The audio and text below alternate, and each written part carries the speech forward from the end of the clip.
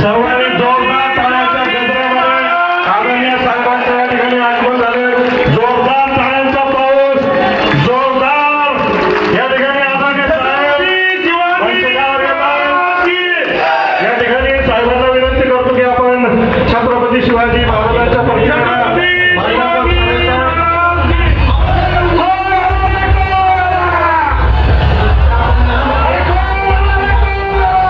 यानंतर आदरणीय संजयजी राऊत साहेब आदरणीय बाळासाहेब ठाकरे यांच्या प्रतिमेला माल्यार्पण करतील।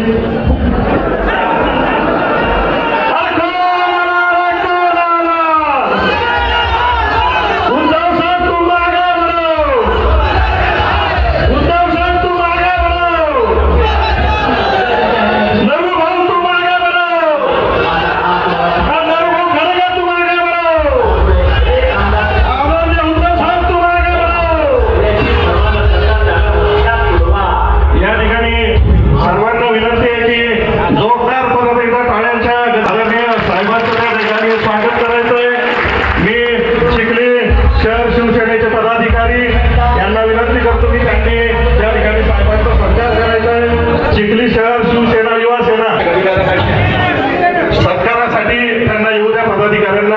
चिखली शहर शिवसेनेचे शहर प्रमुख श्रीराम भाऊ धोरे, युवा सेनेचे आनंद गायची कृपया साहेब सत्कारासाठी सत्कार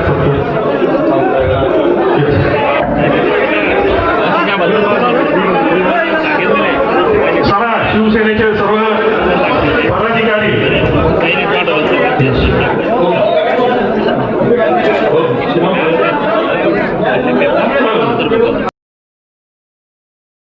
या ठिकाणी सत्कारासाठी साहेब कृपया पदाधिकाऱ्यांना येऊ द्यावे।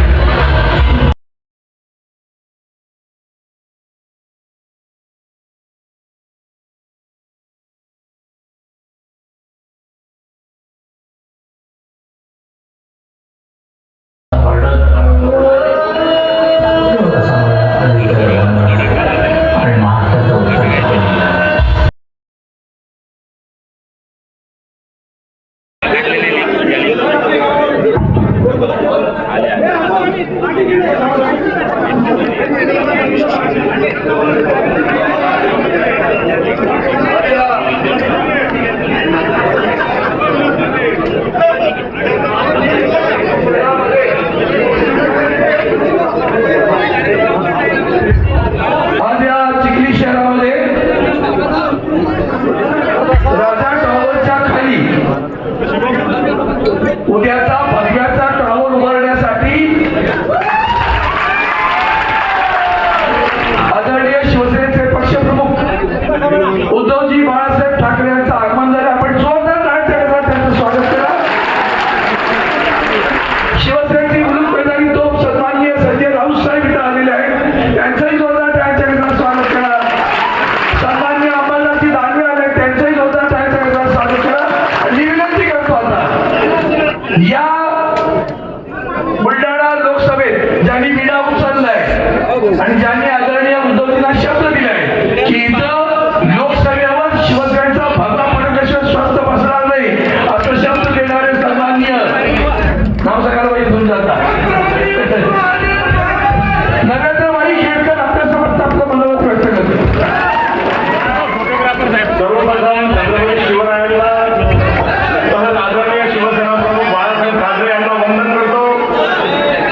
मंत्रिकावर उपस्थित आपल्या सर्वांचं आवडतं महाराष्ट्राचं लाडकं नेतृत्व आमचे पक्षप्रमुख आदरणीय उद्धवजी ठाकरे साहेब कुठल्याही चौकशाला न घाबरता 102 दिवस आज जाऊन पुन्हा एकदा भगवा गरगर गरगर फिरवत आलेले आमचे संजयजी राऊत साहेब,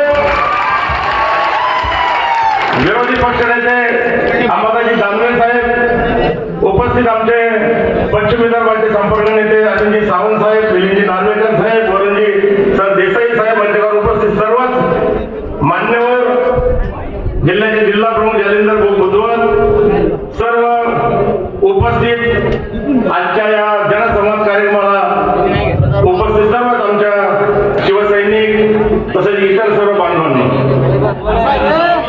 या ठिकाणी मला आठवतंय की ह्याच राजाटावर आपण अनेकदा गाजवलं मागच्या 37 वर्षामध्ये। कुठेतरी 87 पासून सुरुवात केली शिवसेनेचा सगळ्या गावागावामध्ये शाखा उघडल्या. शिवसेना प्रमुखांनी 89 ला मोगा हत्याकांड जे RSSचे कार्यकर्ते मारले गेले होते त्याच्या निषेधार्थ महाराष्ट्र बंद केला. त्यावेळेस चिखलीमध्ये गोळीबार झाला साहेब. 3 लोक या ठिकाणी मृत पावले आणि तेव्हापासून हिंदुत्वाच्या लढाई आम्ही लढतो. हे काय सांगतील आम्ही राम मंदिर उभारलं साहेब. 90च्या ऑक्टोबरच्या 30 तारखेला मी स्वतः त्यावेळेस 24 वर्षाचा होतो. त्यावेळेस कार सेवेला गेलो. त्यावेळेस प्रथम कोठारी बंधूचं शहीद झाले होते. 30 ऑक्टोबर 90ची आणि 2 नोव्हेंबरच्या कार सेवेमध्ये मी होतो. 2 नोव्हेंबरच्या गोळीबारामध्ये ज्यावेळेस आम्ही धावत होतो माझ्या समोर एक जण शहीद झाला. तो कुठला आहे म्हणून या जिज्ञासे कुठे तर बाहेर आत केलं साहेब. त्याच्या खिशातून कागद पाडला. एक पिवळी चिठ्ठी होती. त्यावर लिहिलं होतं राम शरण गुप्ता, ग्राम सुजागंज, पोस्ट सातेल, बिहार. हनुमानगडीला रक्त जमा झाले. शरण नदीमध्ये लोकांच्या रक्ताचे पाठ वाहले. आम्ही सुद्धा रक्त सांडलं. म्हणून उद्धवजी सांगतात आमचं हिंदुत्व लबाड नाही, हृदयात राम आणि हाताला काम हे आमचं हिंदुत्व आहे. आणि यांचं हिंदुत्व केवळ करोडोंना बेरोजगार ठेवलं, हातालाही काम मिळालं नाही साहेब. 90ला 95ला 99ला सातत्यानं भाजपला जात असलेला मतदारसंघ मी काय करू. लोकांना तर नांदी लावलं शिवसेनेवर, त्यांच्यासाठी काही सेवा करू शकत नव्हतो. मी काँग्रेसमध्ये गेलो साहेब. काँग्रेसमध्ये गेल्यानंतरही हिंदुत्व सोडलं नाही साहेब. कुठंतरी ज्यावेळेस आमचं दुर्दैवानं 17 नोव्हेंबर 2012ला शिवसेना प्रमुख गेले. सर्वप्रथम श्रद्धांजलीचे बोर्ड या चिखली शहरामध्ये आपणच लावले की नाही तुम्ही सांगा साहेब. 17 नोव्हेंबरला शिवसेना प्रमुखाच्या अंत्यदर्शनासाठी शिवसेना भवनजवळ मी माझं अंत्यदर्शन त्यांचं घेतलं. अंत्यसंस्कारालाही थांबलो. सातत्यानं काँग्रेसमध्ये असताना शिवजयंती, हनुमान जयंती, महाराणा प्रताप जयंती सगळं आम्हीच केलं. हिंदुत्व कधीच सोडलं नाही. आणि म्हणून पुन्हा एकदा 6 वर्ष पहिले घर वापसी केली. 12 फेब्रुवारी 2018ला घर वापसी केली. 6 वर्ष राहिलो आणि पुन्हा एकदा शिवसेनेचा हा झंझावात आपण सुरू केला. ज्यांच्यासोबत प्रवेश केला त्यांनी गद्दारी केली. 3 वेळेस आमदारकी मिळाली, 3 वेळेस खासदारकी मिळाली, मंत्रिपद मिळालं, एकदा 7 वेळेस तिकीट मिळाले, पण पोट भरलं नाही. पुन्हा बेमानी केली, पलीकडे गेले. म्हणून आज गद्दारांना गाडण्यासाठी आपण सगळे जमा झालो आहोत की नाही हात वर करून सांगा. म्हणून त्या ठिकाणी आपण सगळेजण ज्या खासदारानं या जिल्ह्याला 15 वर्षात अविकसित ठेवलं, 45 दिवसापासून खामगाव जालना रेल्वे मार्गासाठी उपोषण सुरू आहे. मिंदे इथं आले तर मागच्या 26/11/2022ला ज्यावेळेस आपण मोठी सभा घेतली त्या ठिकाणी जिल्ह्याची, त्याच महिन्यावर मिंदे आले. मागच्या महिन्यामध्ये 7-8 हजार लोक जमा झाले. कुठेही त्यांना स्थान नाही. जनमानसामध्ये क्रोध आहे. आपण केलेली कुठल्याही कागदाविना केलेली 2 लाखाची कर्जमाफी, करोनामध्ये जात पात धर्म न पाहता सर्वांना कुटुंब प्रमुखापासून सांभाळलं हे लोक काही विसरले नाही. म्हणून निश्चितपणे या ठिकाणी मातृतीर्थ बुलढाणा या मतदारसंघावर आम्ही भगवा फडकल्याशिवाय राहणार नाही. हे शब्द साहेब आम्हाला तुम्हाला द्यायचे. निश्चितपणे आम्ही सगळेजण तुम्हाला वचन देतो. आजपर्यंत शिवसेनेचा खासदार जेवढ्या मतानं निवडून आला नाही त्यापेक्षा अधिक मतानं आम्ही विजय होऊन दाखवू एवढेच शब्द तुम्हाला देतो. थांबतो. जय हिंद, जय महाराष्ट्र. त्यानंतर महाराष्ट्राच्या विधान परिषदेतील एक नवीन झंझावात विरोधी पक्ष नेते सन्माननीय अंबादासजी दानवे यांना आपले विचार मांडण्याची विनंती करतो. या उन्हातून येऊन आपल्या सगळ्या तुम्ही असो मी असो या शेतकऱ्यांचं डोकं सध्याच्या घडीला गरम झालेलं आहे. त्यामुळे हे गरम का झालेलं आहे याचे अनेक विषय सांगता येईल. आपल्याला वेळ कमी आहे कारण आपण उद्धवजींना ऐकायला आलेला आहात. पण मी 2-3 छोटेसे मुद्दे सांगतो 2च मिनिटात की आत्ताच्या घडीला कापसाला काय भाव बाजारात मिळतो सांगा. काय भाव मिळतो? 6,000. कापसाला हमी भाव काय मिळालेला आहे? 7,900. एक काळ असा होता या महाराष्ट्रात कापूस एकाधिकार योजना होती आणि जो हमी भाव जाहीर झालेला आहे त्याच्यापेक्षा जास्त भाव बाजारात मिळत होता.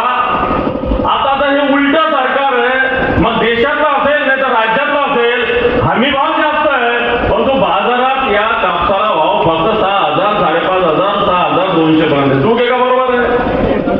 याला कारण आहे की सीसीआयची खरेदी केंद्र नाही, राज्य सरकारची खरेदी केंद्र नाही, तसंच सोयाबीनचा सुद्धा झालेला आहे.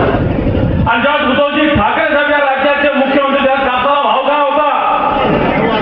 9,000 रुपये भाव होता. 9,000 10,000 रुपयापर्यंत भाव गेला होता. हे काळ्या मायाचं सरकार आलं आणि शेतकऱ्याच्या माथ्यावर बसलं. आज या शेतकऱ्याला दे माय धरणी ठाय या सरकारने करून ठेवलंय. या सरकारला येणाऱ्या निवडणुकीत आपल्याला दे माय धरणी ठाय करून द्यावं लागणार आहे. या भागात अतिवृष्टी झाली, या भागात पिकाचं नुकसान झालं, 40-50 हजार शेतकऱ्याचं नुकसान झालं. अजून सुद्धा या भागातील शेतकऱ्याला ही नुकसान भरपाई मिळालेली नाही. खरं आहे का खोटं? मिळालेलं नाही. या भागातील शेतकऱ्याला कोणती नुकसान भरपाई अजून मिळाली? नोव्हेंबरमध्ये मोठी गारपीट झाली, मोठं नुकसान या भागातील जवळपास 43,000 शेतकऱ्यांच्या चिखली तालुक्यात नुकसान झालं. पण अजूनही सरकार ठिकाणावर येत नाही. या भागामध्ये मोठे आश्वासनं दिलेलं आहे रेल्वेचं. राज्य सरकारने वाटा उचलायचं सांगितलं. हे आश्वासन अनेक वर्ष जुनं आहे, परंतु या जिल्ह्याचे खासदार हे करू शकणार नाही. आपल्याला माहिती आहे तर येणाऱ्या लोकसभेत हक्काचा खासदार सुद्धा शिवसेनेचा असला पाहिजे, हे सुद्धा आपण लक्षात ठेवा. अहो हे बेभान या जिल्ह्यामध्ये, या तालुक्यामध्ये मोठे भूमाफिया निर्माण झालेले आहे. दुसरे तिसरे कोणी जे गद्दार लोक आहेत त्यांनी मोठ्या प्रमाणात भूमाफियागिरी या भागात सुरू केली आहे. म्हणून बांधवांना मी जास्त बोलत आहे. या शेतकऱ्याला न्याय मिळवून देण्यासाठी, या सगळ्या गद्दारांना धडा शिकवण्यासाठी येणाऱ्या काळात एकच नेतृत्व आधी या देशात काम करतं, ते उद्धवजी ठाकरे साहेबांच्या रूपाने करतं. दिल्लीमध्ये शेतकऱ्याला अन्याय चालू आहे, या महाराष्ट्रात शेतकऱ्याला अन्याय चालू आहे, या बुलढाण्यात शेतकऱ्याला अन्याय आहे, या चिखलीमध्ये सुद्धा शेतकऱ्याला अन्याय आहे. आणि या अन्यायाला वाचा फोडायची तर आपल्याला उद्धवजी ठाकरे साहेबांच्या नेतृत्वाखाली आगामी काळात आपली मूठ बुलंद करावं लागेल आणि या लोकांना घरी पोहोचवावं लागेल. म्हणून त्याचा संकल्प आपण करावा अशी विनंती करतो आणि थांबतो. जय हिंद, जय महाराष्ट्र. सुरुवात चिखलीपासून होते. अत्यंत पवित्र अशी भूमी आहे. रेणुका मातेचं स्थान आहे आणि छत्रपती शिवाजी महाराज यांच्याशी संबंधित असलेला हा जिल्हा आहे.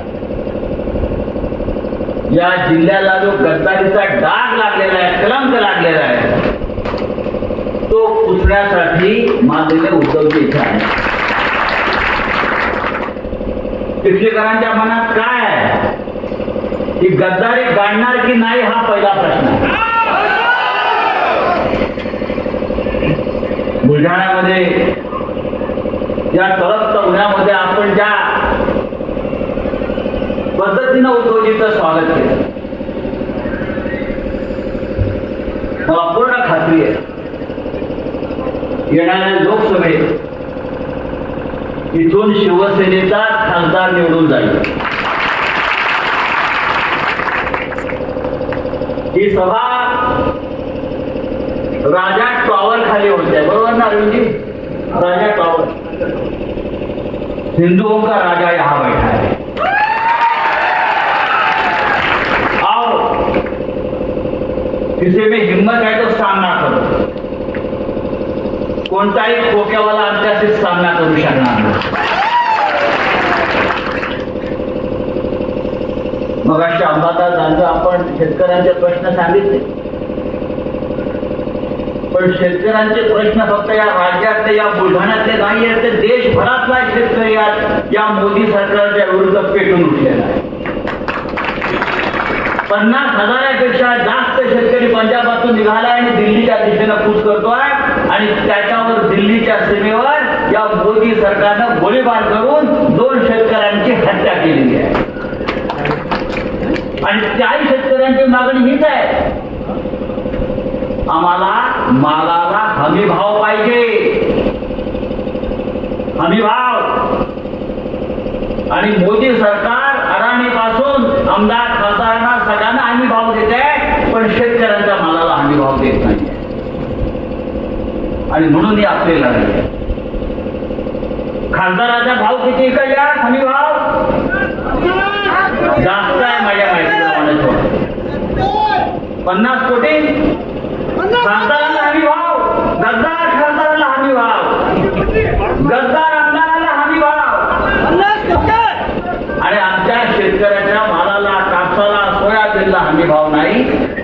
ही अत्यंत दुःखाची गोष्ट आहे. ही लढाई शेतकऱ्यांच्या हक्काची आहे, ही लढाई कष्टकऱ्यांच्या हक्काची आहे आणि ही लढाई महाराष्ट्राच्या स्वाभिमानाची आहे, लक्षात घ्या. आणि लढाई आज बुलढाण्यातून सुरुवात होते. आपण सगळे या तळपत्या उन्हामध्ये उभे आहात आणि नुसती या उन्हाने डोकी आपली तापलेली नाही तर विचाराने डोकी तापलेली आहे. आणि हा विचार बाळासाहेब ठाकरेंचा, हिंदुत्व सम्राटांचा आहे की अन्यायाला लाथ मारा, ढोंगाला लाथ मारा आणि आपण बुलढाण्याची चिखलीची जनता हा विचार पुढे घेऊन जाणार आहोत. आणि माननीय उद्धव ठाकरे यांच्या नेतृत्वाखाली या महाराष्ट्रामध्ये पुन्हा एकदा परिवर्तन करून शिवसेनेचा भगवा झेंडा फडकवणार आहोत आणि त्याची सुरुवात या चिखलीपासून होते. मला खात्री आहे आपण सगळे या चिखलीतले शिवसैनिक, शिवप्रेमी जनता उद्धव ठाकरे यांचे हात बळकट कराल याची मला खात्री आहे. आणि पुन्हा एकदा मी आपल्या सगळ्यांचे आभार मानतो की या राजा टॉवर खाली छत्रपती शिवाजी महाराजांच्या साक्षीनं आपण इथे जमलेला आहे आणि छत्रपतींचा विचार जो आहे महाराष्ट्राच्या स्वाभिमानाचा तो पुढे घेऊन आपण जाणार आहोत. जय हिंद, जय महाराष्ट्र. शिवसैनिकांना भावनेचा संबोधित करा ही विनंती करतो. हॅलो, छत्रपती शिवाजी महाराज की जय. भवानी.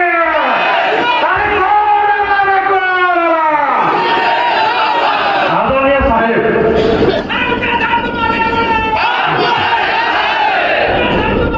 ज्यामध्ये माझ्या तमाम हिंदू बांधवांना भगिनी आणि माता, काय बोलू तुमच्या समोर? किती वेळ बसला तिथे? जेवण वगैरे झालं हो की नाही? झालंय ना? चला धन्यवाद. कारण मला यायला उशीर झाला, संभाजीनगरला उतरलो आणि थेट आलो इकडे. एवढ्या भर दुपारी तुम्ही सगळेजण थांबून राहिलात त्याच्याबद्दल खरंच मनापासून तुम्हाला मी धन्यवाद देतोय.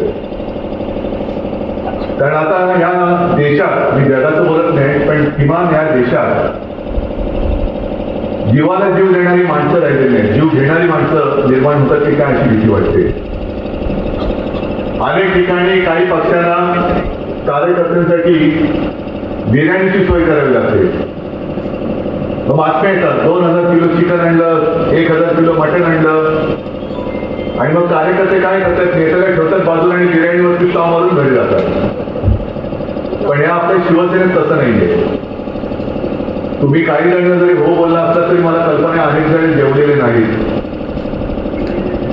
अनेक जण जेवलेले नाहीत आणि साहजिकच मी सुद्धा जेवलेलं नाही. मी तुमच्या प्रेमाचा भुकेला आहे. आजकाल प्रेम करणारी माणसं मिळत नाही. तुमच्या समोर येण्यापूर्वी मी विचार करत होतो, कारण आता सभा माझ्या सुरू झाल्या. ह्या सभा म्हणजे माझा कुटुंब संवाद आहे की माझ्या कुटुंबाला मी भेटतोय. जो उल्लेख माझ्या आधीच्या वक्त्याने केला की यावेळेला गद्दाराला गाडायचा,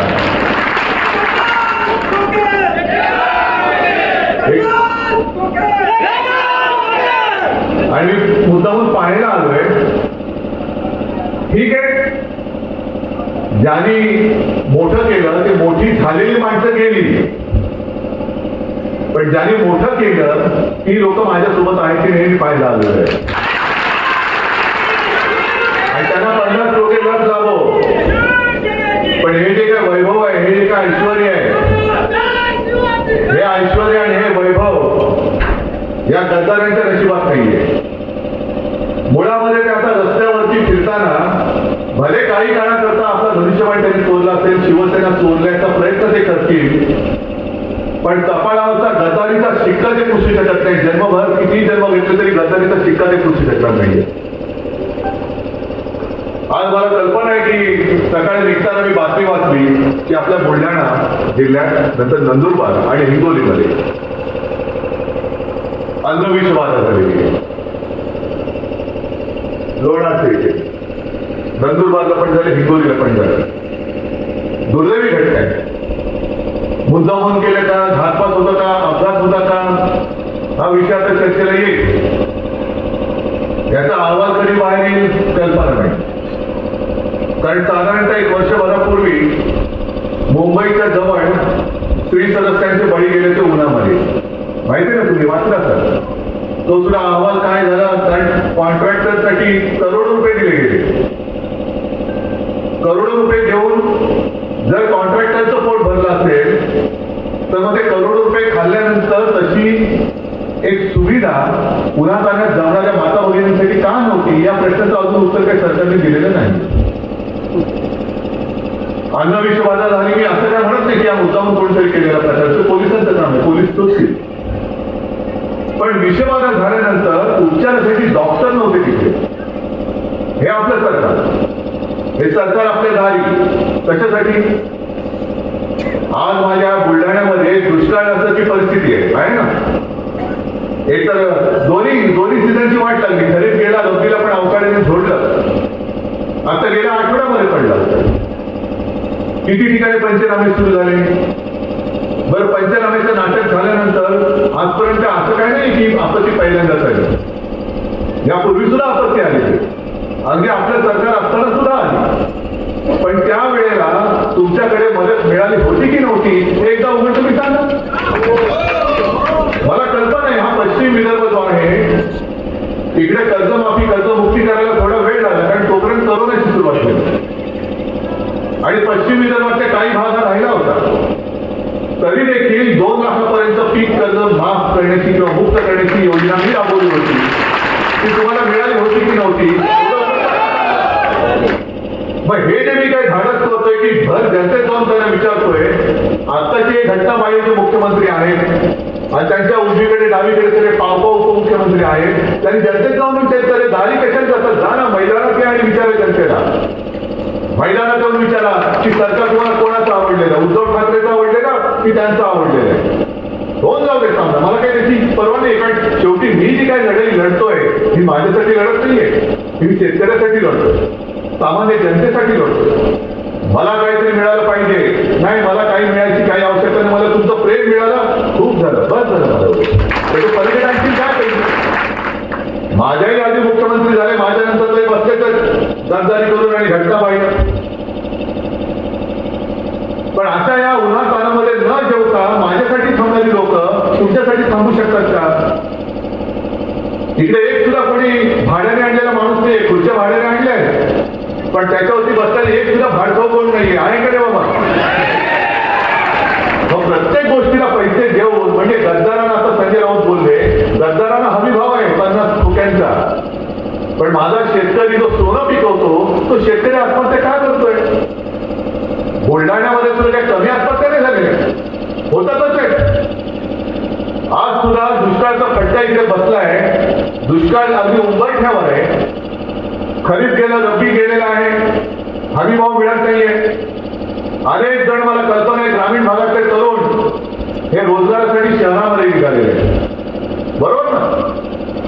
मग आता एकच ग्रामीण भागातल्या जे युवक आहेत त्याने एकच आता आधार राहिला आहे, तो रोजगार हमी योजनेचा. बरोबर बोलतोय का चूक बोलतोय? आणि माझ्या माहितीप्रमाणे जर मी चूक बोलत असेल तर मला सांगा, कारण चुकीचं काही बोलायचं नाही, चूक कधी करायची नाही. चुकत असेल तर मला तुम्ही सुधरा. या बुलढाण्यामध्ये अजूनही किमान 550 गावामध्ये ही कामं सुरू झालेली नाही. कामच सुरू झालेली आहे. काय सरकार फिरते झाले? जर आम्हालाही माहिती मिळू शकते तर मुख्यमंत्र्यांना मिळू शकत. आणि मुख्यमंत्र्याला मिळत असेल तर मुख्यमंत्री नुसतं दारोदारी वळवण फिरण्यापेक्षा या लोकांना रोजगार हमी योजना देऊन, कारण आता शेतीची कामं नाहीये, दुसरा मार्ग काय? मग काही शेतकऱ्यांनी फक्त आत्महत्या करायच्या. आणि तरी देखील तुम्ही तुमचे फोन करता. माझ्याकडे काही फोन येत आहेत, संवाद येत आहेत, शेतकऱ्यांना फोन जात आहेत. तुमच्यापैकी पण काही जण आले असतील की मला सांगा तुम्हाला अमुक काय प्रधानमंत्री पीक विमा योजनेचा लाभ झाला की नाही? मग तो झाला. तुम्हाला झाला की नाही? नाही झाला. प्रधानमंत्री सन्मान योजना झाला की नाही? बरं, तुमच्या घरामध्ये विचारा, आणि तुम्हाला पण माहिती, विचारायची काही गरज नाही. प्रधानमंत्र्यांनी उज्ज्वला योजना आणि गॅस सिलेंडरची किती जणांना लाभ झाला? प्रधानमंत्री आवास योजना किती जणांना घरं मिळाली? काहीच नाही. मग हे फोन येत आहेत आणि फोनवरनं विचारलं जातं की तुम्हाला माहिती आहे का मोदी सरकारच्या योजना, एक साधा कोणतरी शेतकरी असतो तो माहितीये. मग तुम्हाला या योजनेचा फायदा झाला का? हा झाला. मग तुम्हाला आनंद होईल की आणखी तुमच्यासाठी आम्ही काय केले. मग तो शेतकरी त्यांना सांगतो की मग ताई असेल किंवा दादा असेल कोण फोन करणार, काहीतरी भाडून मांडतो. पैसे बघतायत, पैसे खूप आहेत, त्याच्यामुळे सगळ्या गोष्टी तिकडे भाड्याने चालतात. मग ते फोनवरनं विचारतात की तुम्हाला घर मिळालं का प्रधानमंत्री आवास योजनेत? हा मिळालं. मग तुम्ही परत मोदी सरकारला मत देणार का? तर त्या एका शेतकऱ्याने सांगितलं, या विदर्भातलाच आहे, बुलढाणा किंवा अकोल्यातला असेल, की यापूर्वी आम्ही भाजपला मत दिलेलं आहे, पण आता एक वेळ आम्ही मुलाबाळांचं आत्महत्या करू पण पुन्हा भारतीय जनता पक्षाला मत देणार नाही. का? तर सोयाबीनचे भाव काय पूर्वी काय होते आता काय, कापसाचे भाव काय पूर्वी काय होते आता काय. बरं काही कायदा तरी केलाय. हमी भाव तुम्हाला किती पाहिजे होता तुम्ही काही बोला, पण आम्ही जो काय बोलतो हमी भाव. बरं ठीक आहे, टोटल द्या, पण हमी भावापेक्षा कमी दरात जर का कापूस कोणी खरेदी केली तर तो गुन्हेगार असेल.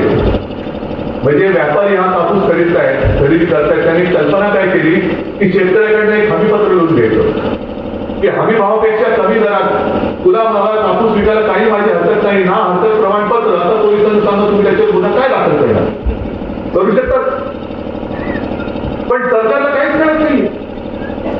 सरकार म्हणजे मोदीजी त्यांनी जे काही भाषण केलं लोकसभेमध्ये, देशाच्या पंतप्रधानांनी देशाचे पंतप्रधान म्हणून भाषण करायला पाहिजे होतं, त्यांनी भाजपचा नेता म्हणून भाषण केलेलं. भाजपचा नेता आपकी बार 400 पार. आणि मग का घाबरलं तेवढे? का तुम्ही आमच्या सगळ्या आमदार खासदार साऱ्या शिवसैनिकांवरती गुन्हे दाखल करतायत? ईडी सीबीआय इन्कम टॅक्स का तुमचे घरगडी आहेत? आणि त्या घरगड्याला सुद्धा सांगतो की तुम्ही आता त्यांचे घरगडी असाल, उद्या आमचं सरकार येते, आमचं सरकार येणार. तुम्ही तुमचं काम करा. तुम्ही जर का राजकारण प्रमोट कराल तर जेव्हा राजकारण आमच्या ताब्यात येतं तुमचं काय करायचं हे आम्ही आज ठरवून ठेवलेलं आहे. पण जर मी गोरगरिबांचा आवाज उठवला आणि मला इथे तुला शेतकऱ्यांना विचारलं किती शेतकरी आलेत ना, तुम्ही बातम्या बघता का जर टीव्हीवर काय चाललंय, वृत्तपत्राचं काय आहे, ते उत्तराचे शेतकरी कसे रस्त्यावर उतरले. आत्महत्या त्यावरचा उपाय नाहीये. आत्महत्या केल्यानंतर ज्यांनी आत्महत्या केली त्याच्या घराची काय वाट चालली बघूया तुम्ही. हे सांगतायत प्रधानमंत्री आवास योजनेमध्ये तुम्हाला घर दिलं, तुम्हाला छप्पर दिलं, आणि आत्महत्या केलेल्या शेतकऱ्याच्या घराचे छप्पर उडालेले, कुटुंबाचे छप्पर उडालेले, काय टाकायचं तुमचं प्रधानमंत्री आवास योजनेचं घर? दिलं घर, पण घराचा करता सर्वीचा शेतकरी त्याने आत्महत्या केली, काय करायचं घर? पण तुम्ही असहाय्य होऊन जर का राहणार असाल आणि आत्महत्या करणार असाल तर तुम्हाला असंच चिडून टाकलं म्हणून समजा या सरकारने. जिद्द पाहिजे. जसं उत्तरेचे शेतकरी उतरले, त्यांच्या समोर आता रणगाड्या आणि रॉकेट लॉन्चर आणून ठेवायचे बाकी राहिलेले. बाकी मोठमोठे त्या बॅरिकेड्स उभारलेले आहेत, शिडे ठोकले, तारेचं कुंपण जे आपल्या सीमेवरती असतं ते ठेवलेले आहे. बरं त्या ड्रोन मधनं अश्रुधुराचे गोळे त्यांच्यावरती मारतायत.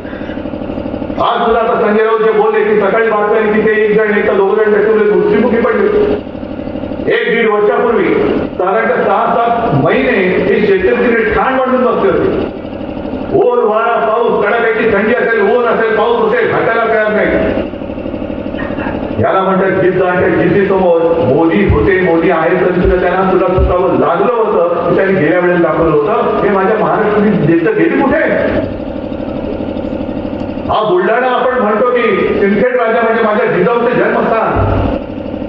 अरे जिजाऊने एवढं मोठं दैवत आपल्याला दिलं, त्या दैवताने जे आपल्याला दिलं ते आपण विसरलो. अन्यायाविरुद्ध लढण्याची जी जिद्द आणि जी हिंमत लागते ती संपूर्ण जगाला दाखवणारं दैवत, त्या दैवताचं मातृस्थान ज्या जिल्ह्यात आहे, आणि त्या जिल्ह्यातल्या शेतकरी जर हतबलतेने नुसता जर आत्महत्येकडे वळत असेल आणि पुन्हा जर का गद्दार आपल्या समोर उभा राहून टिंकी वाजवणार असेल तर मला असं वाटतं की आपल्याला बुलढाणाकरांना तरी जिजाऊचं नाव घेण्याची आपली योग्यता नाहीये, अजिबात नाही. जिजाऊला सुद्धा समाधान वाटलं पाहिजे, अरे मी जे काही तेजाला जन्म दिला त्या तेजाने संपूर्ण देश जग उधळून टाकलं. त्या तेजाचा प्रकार जर जिथे मी जन्मले त्या बुलढाण्यातच पडणार नसेल तर मग उपयोग काय माझ्या आयुष्याचा? कशाला बोलायचं जय जिजाऊ? मी तुम्हाला जो एक प्रश्न विचारतोय, जे माझ्यावरती आरोप करतात का मी गेलो काँग्रेससोबत, का मी गेलो राष्ट्रवादीसोबत?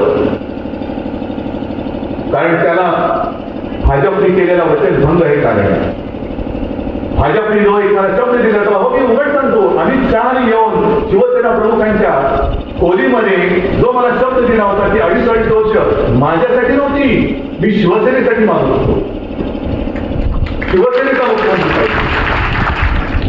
आणि त्यांनी सांगितलं मग देवेंद्र फडणवीस मला म्हणाले, कारण त्याला खोलीच्या बाहेर त्यांनी बसवलं होतं, सगळे सगळं त्याने सांगितलं मला म्हणाले उद्धवजी आता आपण प्रेस कॉन्फरन्सला जाऊया, म्हटलं चला जाऊया. पण त्याला अजूनही लोकसभेला 2-3 महिने, पण तेव्हा सगळ्यांचे या सुरुवात झालं होतं आणि त्याच्यानंतर 4-6 महिन्यांनी विधानसभा आहे. पण जर आता मी बोललो आणि आपण बोललो की 2.5 वर्ष मुख्यमंत्री पद तुमच्याकडे आणि आमच्याकडे नाही, तर म्हणे माझ्याच पक्षाची लोक आमच्या अंगावरती येतील. म्हटलं मग काय करायचं? तर तुम्ही काळजी करू नका, डॉक्टर ठरलंय, मी बघा कसा बरोबर करतो. हरकत नाही की प्रेस कॉन्फरन्स त्याचं सुद्धा क्लिप माझ्याकडे आहे. पद आणि जबाबदाऱ्यांचा समान वाटप आम्ही करू. पद मुख्यमंत्री पद आहे की नाही, मुख्यमंत्री पद ही जबाबदारी आहे की नाही, मग ह्याचं जर समान वाटप, ह्याचा अर्थ मी जे बोलत होतो तेच मानलं होतं. पण शब्द तुम्ही बोलला, मग मी लोकांना काय करून दाखवलं असतं, तुमच्यासोबत काय म्हणून मी आलो असतो. आणि तो जो मला राग आला की बाकी एक तर नाही, आपण कोणाचं काही घेणं लागत नाही, कोणाचंही कोणतेही पास मी कोणाला फसवलं नाही, कोणाला लुबाड नाही, कोणाचं काय केलंय आयुष्यात तरी केलं नाही. आणि त्याच बरोबरीने आयुष्यात तरी मी खोटं बोललो नाही आणि आयुष्यात तरी मी खोटं बोलणार नाही. पण त्यांनी तो शब्द तोडला. तो शब्द तोडल्यानंतर मी मग अरविंद सावंतला सांगितलं, अरविंद सावंत तिकडे मंत्री होते केंद्रात. मी फोन केला आणि अरविंदला सांगितलं, अरविंद आपल्याला राजीनामा द्यावा लागेल. आणि अरविंदने सुद्धा एखाद्या सैनिक असेल तर सांगितलं, मला विचारलं नाही मी काय करू, माझं काय चुकलं. अरविंद म्हणाले येस सर. एका क्षणात अरविंदने राजीनामा देऊन टाकला. राजीनामा दिल्यानंतर सुद्धा प्रधानमंत्र्यांनी विचारलं नाही का तू राजीनामा देतो. एक मंत्रिमंडळाचा सहकारी, तो सुद्धा शिवसेनेचा. म्हणजे ज्या शिवसेनेने तुम्हाला संकट काळात मदत केली, अहो मोदीजी जेव्हा वाजपेयी तुम्हाला कचऱ्याच्या टोपलीत टाकायला निघाले होते, तेव्हा फक्त आणि फक्त एकमेव हिंदू हृदय सम्राट शिवसेना प्रमुखांची सुरुवात होती. आणि मोदीजींना पाठिंबा देण्यासाठी सुद्धा राजनाथ सिंहांनी मला फोन केला होता. आज जो हार घातला ना सगळा मोठा, मला माहित त्या फोटोमध्ये किती लोक आले, या ना. मी तर माझं म्हणणे मी इकडे उभा राहतो, अख्खा मोठा हार आहे, सगळी माझी जनता जनार्दन येतो, त्या हाराचा फोटो घेऊन द्या. पण एक व्हिडिओ सगळीकडे फिरतोय, मोदीजींचा सत्कार मोठा हार, राजनाथ सिंग तेव्हा अध्यक्ष होते तेव्हा, पण तेव्हाचे अध्यक्ष आता काय हालत झाले. त्यांना वाटलं आपल्याला सगळ्यांना मिळून हार आहे, म्हणून त्यांनी डोकं घातलं मध्ये. त्याला अमित शहा नेता कोण केले, त्याला बाहेर, फक्त मोदी आणि मोदीच, बाकी कोणी नाही. आणि तिथेच माझं जो काही संताप होतो तो तिकडे होतोय. तुम्ही जे म्हणता की आम्ही घराणेशाहीच्या विरुद्ध आहोत, आम्ही म्हणतो आम्ही तुमच्या हुकुमशाहीने तुमच्या एकाधिकारशाहीच्या विरुद्ध आहोत.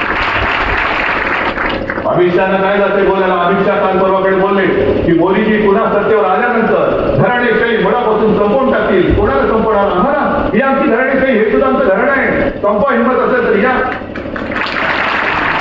काय म्हणे बोलतात, उद्धव ठाकरे त्यांच्या मुलाला मुख्यमंत्री करायचंय आणि शरद पवार त्यांच्या मुलीला मुख्यमंत्री करायचंय. बरं ठीक आहे, मला करायचंय, पण यांनी मतं दिली तर होतील ना, यांनी मतं दिली पाहिजे.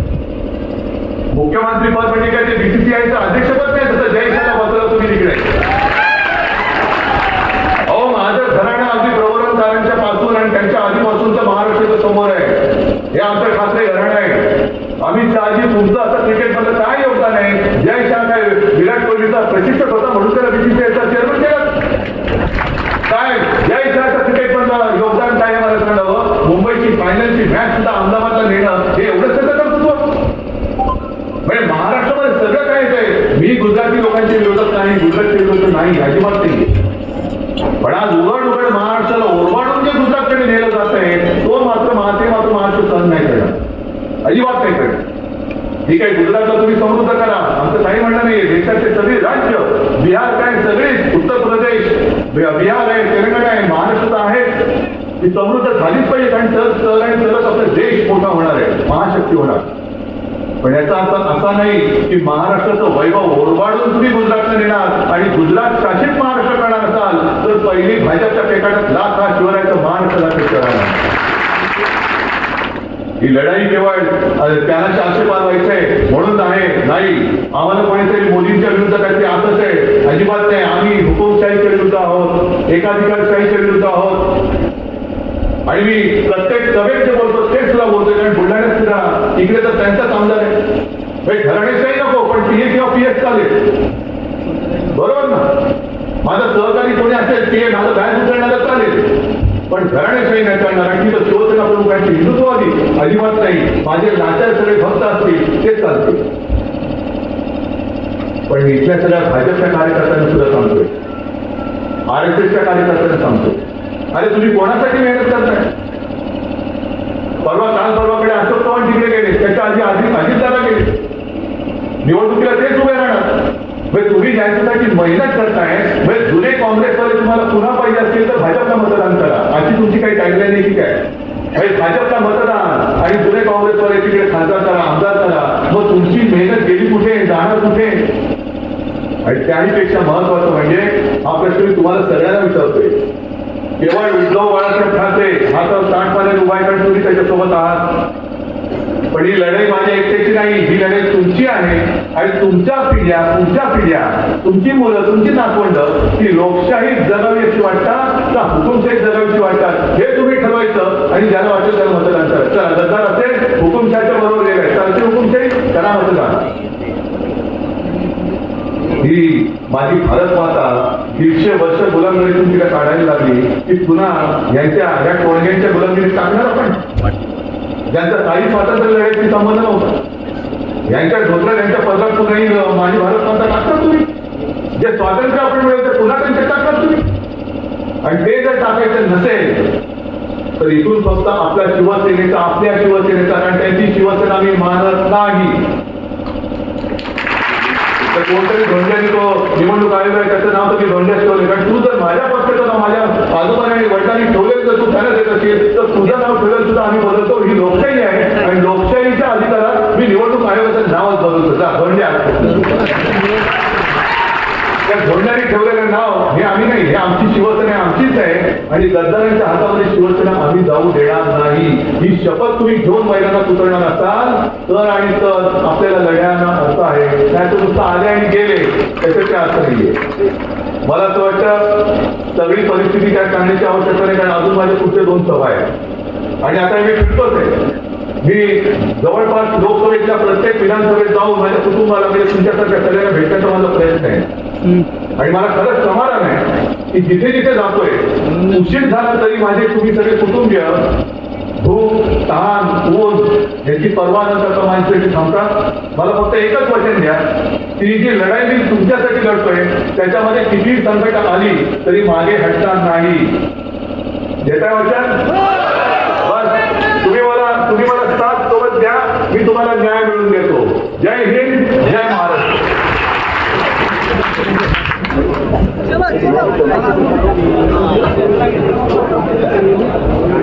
सभा संपलेली, सर्वांनी शांततेनं आणि आरामात जायचंय. कोणी जाताना घाई गडबडीनं जाऊ नका, अत्यंत शांततेनं त्या ठिकाणून जायचं आहे. मी पोलीस प्रशासनाचे या ठिकाणी आभार मानतो. सर्व पत्रकार बांधव, इलेक्ट्रॉनिक मीडिया, प्रिंट मीडिया